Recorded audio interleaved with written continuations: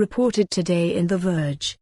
Bad RCS implementations are creating big vulnerabilities, security researchers claim.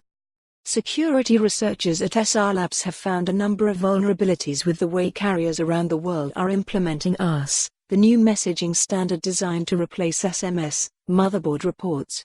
In some cases, these issues could compromise a user's location data, they could allow their text messages or calls to be intercepted, or they might allow their phone number to be spoofed. One issue identified on an unnamed carrier's implementation could allow any app on your phone to download your RCS configuration file, for example, giving the app your username and password and allowing it to access all your voice calls and text messages. In another case, the 6-digit code a carrier uses to verify a user's identity was vulnerable to being guessed through brute force by a third party. These problems were found after researchers analyzed a sample of SIM cards from several different carriers.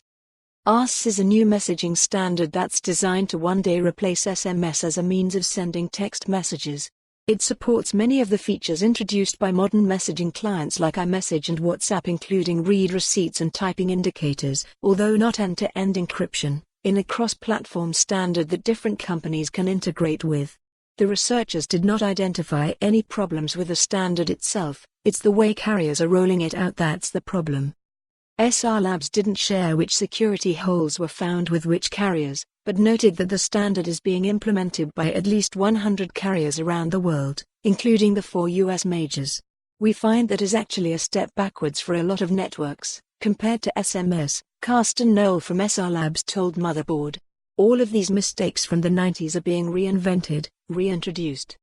When contacted for comment, a spokesperson for the trade body that represents network operators, the GSMA, told Motherboard that researchers from SRLabs will be presenting their findings to the organization next week, and that they believe there are countermeasures available to fix the issues they've identified. We are grateful to the researchers for allowing the industry the opportunity to consider their findings.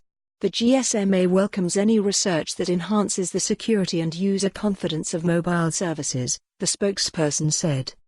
Despite its advantages over SMS, RCS has been slow to roll out. The standard was announced last year, but it wasn't until this month that Google started making it the primary texting platform for Android messages, and that change won't affect the best-selling Android phone manufacturer in the US, Samsung, because by default it offers its own messaging client.